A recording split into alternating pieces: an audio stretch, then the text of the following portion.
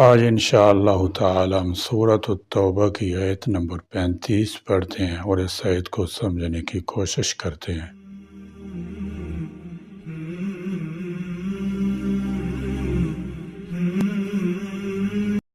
اعوذ باللہ من الشیطان الرجیم، بسم اللہ الرحمن الرحیم۔ یوم یحمى علیہا فی نار جہنم فتکوی بہا جباہہم وجنوبہم وظہورہم ھذا ما کنزتم لانفسکم فذوقوا ما کنتم تکنزون۔ یوم جس دن کے یحمى علیہا تپایا جائے گا اس مال کو، فی نار جہنم جہنم کی آگ میں، فتکوی پھر داغا جائے گا، بیا اس سے، جباہہم ان کی پیشانیوں کو، وجنوبہم اور ان کے پہلوؤں کو۔ فرمایا یوم یحمى علیہا فی نار جہنم فتکوی بہا جباہہم وجنوبہم۔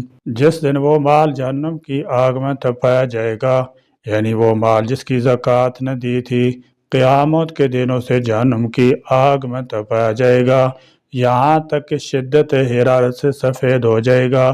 پھر اس کے ساتھ زکوٰۃ ادا نہ کرنے والوں کی پیشانیوں اور ان کے پہلوؤں اور ان کی پشتوں کو داغا جائے گا، اور ان سے کہا جائے گا یہ ہے وہ مال جو تم نے اپنے لیے جمع کر رکھا تھا، تو دنیا میں اپنا مال جمع کر کے رکھنے اور حقداروں کو ان کا حق ادا نہ کرنے کے عذاب کا مزہ چکھو۔ وظہورہم اور ان کی پیٹھوں کو، ھذا اور کہا جائے گا یہ ہے، ما وہ جو، تم جمع کر کے رکھتے تھے، لانفسکم اپنے نفسوں کے لیے۔ کوئی بھی مال جمع کرنا، اس میں سے غریبوں کا حق ادا نہ کرنا، سماج کے ساتھ ظلم و زیادتی اور اللہ تعالیٰ کی نافرمانی ہے۔ لیکن سونا اور چاندی چونکہ ایک طویل دور تک کرنسی کی حیثیت سے مروج رہے ہیں، وہ دولت کی پیمائش کا ذریعہ رہے ہیں، اور انہیں چھپا کر رکھنا آسان ہوتا ہے، اس لیے اللہ تعالیٰ نے خاص طور پر سونے اور چاندی کا ذکر فرمایا ہے۔ حضرت ابو ذر غفاری رضی اللہ تعالیٰ عنہ اس آیت کو عام خیال کرتے تھے، یعنی اپنی ضرورت سے زیادہ جو بھی مال انسان اپنے پاس رکھے وہ اس آیت کے حکم میں داخل ہے اور اس کے لیے دردناک عذاب ہے۔ لیکن اکثر اہل علم کی رائے یہ ہے کہ جب کسی مال کی زکوٰۃ ادا کر دی جائے تو وہ کنز میں شامل نہیں ہے، یعنی ایسا مال محفوظ رکھنے پر انشاءاللہ تعالی اللہ تعالیٰ کے یہاں پکڑ نہیں ہوگی۔ چنانچہ حضرت عبداللہ بن عمر رضی اللہ تعالیٰ عنہما سے مروی ہے کہ جس مال کی زکوٰۃ ادا کر دی گئی ہو وہ کنز نہیں ہے، یعنی خزانہ نہیں ہے، چاہے 7 زمین کے نیچے ہو، یعنی زیادہ مقدار میں ہو اور اسے خوب چھپا کر رکھا گیا ہو، اور جس مال کی زکوٰۃ ادا نہیں کی گئی ہو وہ کنز ہے، خواہ زمین کے اوپر ہو یعنی کم مقدار میں ہو اور اسے زیادہ چھپانے کی کوشش نہ کی گئی ہو۔ یہی مضمون حضرت جابر رضی اللہ تعالی عنہ سے بھی منقول ہے۔ حضرت عمر اور حضرت عبداللہ بن عباس رضی اللہ تعالی عنہ کی بھی یہی رائے ہے، جن میں ایسے لوگوں کے لیے عذاب کی وعیدیں ذکر کی گئی ہیں جو اپنے مال کی زکوٰۃ ادا نہیں کرتے۔ اس سے بھی یہی معلوم ہوتا ہے کہ اگر کوئی شخص زکوٰۃ ادا کر دے تو اس کی بچی ہوئی دولت کنز شمار نہیں ہوگی۔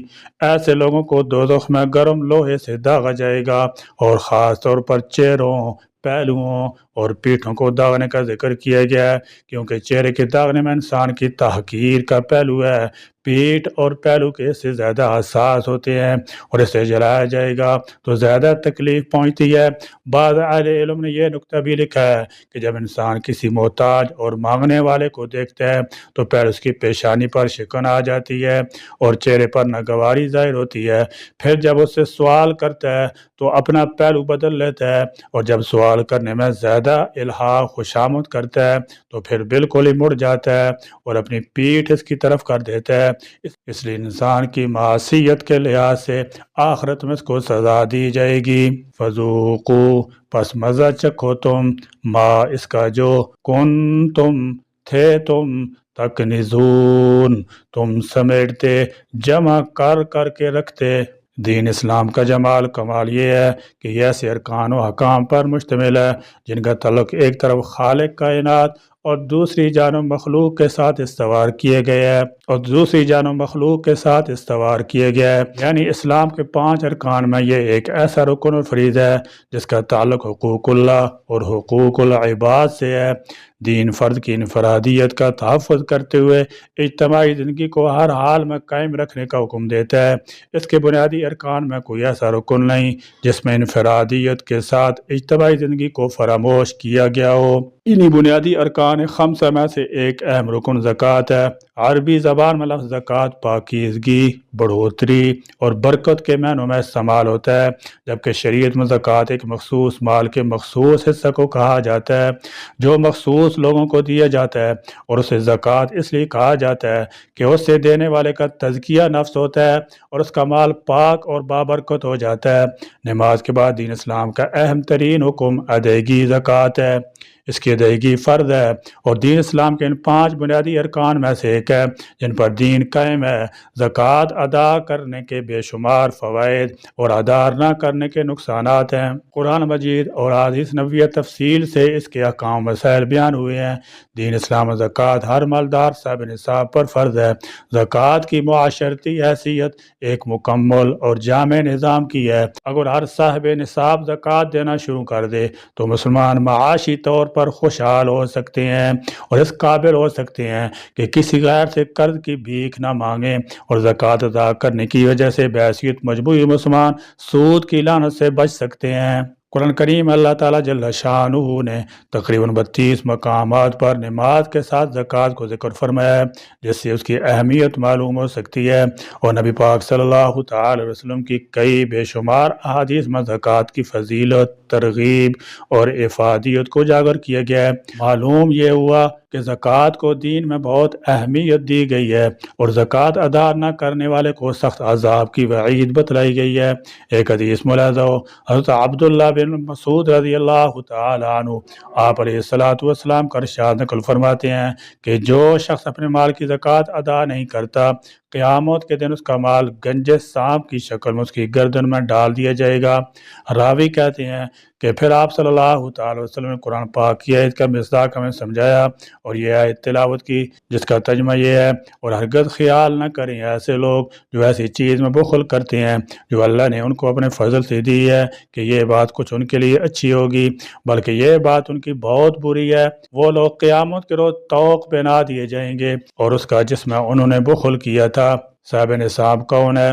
جس مرد یا عورت کی ملکیت میں 7.5 تولہ سونا یا 52.5 تولہ چاندی یا نقدی مال یا تجارت کا سامان یا ضرورت سے زائد سامان میں سے کوئی ایک چیز یا ان 5 چیزوں یا بعض کا مجموعہ 52.5 تولہ چاندی کی قیمت کے برابر ہو تو ایسے مرد و عورت کو صاحب نصاب کہا جاتا ہے۔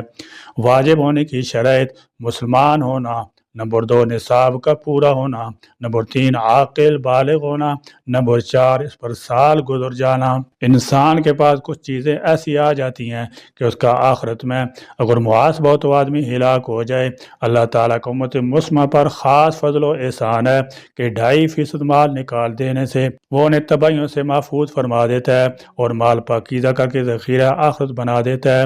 اس میں معاشرے کا تزکیہ ہے کہ عمرہ کی دولت جب غریبوں کے پاس جائے گی تو وہ ہاتھ پھیلانے سے اور دوسروں کی محتاجی سے محفوظ ہو جائیں گے۔ خیال رہے کہ معاشرے میں محتاجی ہی ساری برائیوں کی جڑ ہے، کہ اسی سے اخلاقی بدحالی، معاشرتی تباہی، اخلاقی گراوٹ، تہذیبی پسماندگی، علمی افلاس اور جرائم وجود میں آتے ہیں۔ مولا کریم اپنے مومن بندوں کی ان تمام خرابیوں سے حفاظت کا کتنا شاندار انتظام فرما دیا ہے۔ اگر یہ نہ ہوتا تو کمزور ایمان والے غریب مسلمان بھوک افلاس کے خوف سے برائیوں میں ملوث ہو جاتے اور مسکین لیکن غیرت مند مسلمان گھٹ گھٹ کر مر جاتے، اور پیسے والے مسلمانوں میں شاید ہی کوئی اس صورتحال کو دیکھ کر تڑپ اٹھتا اور ان غریب مسلمانوں کی مدد کے لیے آگے بڑھتا۔ چنانچہ اس نعمت پر ہم اپنے پروردگار کا جتنا بھی شکر بجا لائیں کم ہے۔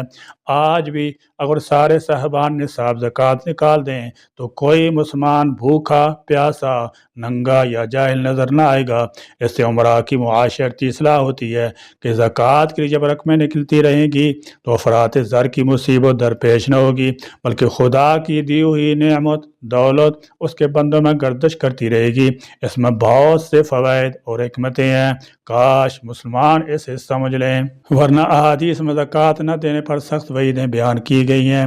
نمبر 1، ابو ہریرہ رضی اللہ تعالیٰ عنہ روایت ہے، رسول اللہ صلی اللہ تعالیٰ علیہ وسلم نے ارشاد فرمایا، جو شخص سونے چاندی کا مالک ہو اور اس کا حق ادا نہ کرے تو جب قیامت کا دن ہوگا تو اس کے لیے آگ کے پتلے ٹکڑے بنائے جائیں گے اور ان پر جہنم کی آگ بھڑکائی جائے گی اور ان سے اس کی کروٹ اور پیشانی اور پیٹھ داغی جائے گی، جب ٹھنڈے ہونے پر آئیں گے پھر ویسے ہی کر دیے جائیں گے۔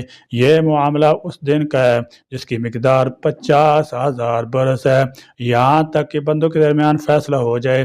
اب وہ اپنی راہ دیکھے گا، خواہ جنت کی طرف جائے یا جہنم کی طرف۔ اور اونٹ کے بارے میں فرمایا، جو اس کا حق ادا نہیں کرتا قیامت کے دن ہموار میدان میں لٹا دیا جائے گا اور وہ اونٹ سب کے سب نہایت فربہ ہو کر آئیں گے، پاؤں سے اسے روندیں گے اور منہ سے کاٹیں گے۔ جب ان کی پچھلی جماعت گزر جائے گی پہلے لوٹے گی۔ اور گائے اور بکری کے بارے میں فرمایا کہ اس شخص کو ہموار میدان میں لٹائیں گے، وہ سب کی سب آئیں گی، نہ ان میں مڑے ہوئے سینگ کی کوئی ہوگی، نہ بے سینگ کی، نہ ٹوٹے سینگ کی، اور سینگوں سے ماریں گی اور کھروں سے روندے گی۔ نمبر 2، حضرت بریدہ رضی اللہ تعالیٰ عنہ روایت ہے، حضور انور صلی اللہ تعالیٰ علیہ وسلم نے ارشاد فرمایا، جو قوم زکوٰۃ نہ دے گی اللہ تعالیٰ اسے قحط میں مبتلا فرمائے گا۔ نمبر 3، امیر المومنین حضرت فاروق اعظم رضی اللہ تعالیٰ عنہ روایت ہے، حضور اقدس صلی اللہ تعالیٰ علیہ وسلم نے ارشاد فرمایا، خشکی تری میں جو مال تلف ہوتا ہے وہ زکوٰۃ نہ دینے سے تلف ہوتا ہے۔ نمبر 4، امیر المومنین حضرت علی المرتضیٰ رضی اللہ تعالیٰ عنہ سے روایت ہے، نبی کرم صلی اللہ تعالیٰ علیہ وسلم نے ارشاد فرمایا، فقیر ہرگز ننگے بھوکے ہونے کی تکلیف نہ اٹھائیں گے مگر مالداروں کے ہاتھوں۔ سن لو، ایسے مالداروں سے اللہ تعالیٰ سخت حساب لے گا اور انہیں دردناک عذاب دے گا۔ زکوٰۃ کی اہمیت کا اس سے بڑھ کر اور ثبوت کیا ہوگا کہ یہ اسلام کی ان کی 5 ستونوں میں سے ایک ہے جس پر اسلام کی عمارت کھڑی ہے۔ قرآن کریم میں جس کثرت اور توارت کے ساتھ نماز اور زکوٰۃ کا ساتھ ساتھ ذکر ہے، کسی اور حکم کا اتنا نہیں ملتا۔ دل کو دہلا دینے والے عذاب کا ذکر بھی ہے۔ اللہ تعالیٰ جل شانہ سے دعا ہے کہ ہم تمام مسلمانوں کو زکوٰۃ کے مسائل صحیح طرح سمجھنے اور اس پر عمل پیرا ہونے کی، عمل کرنے کی توفیق رفیق عطا فرمائے۔ آمین ثم آمین، وآخر دعوانا الحمد للہ رب العالمین۔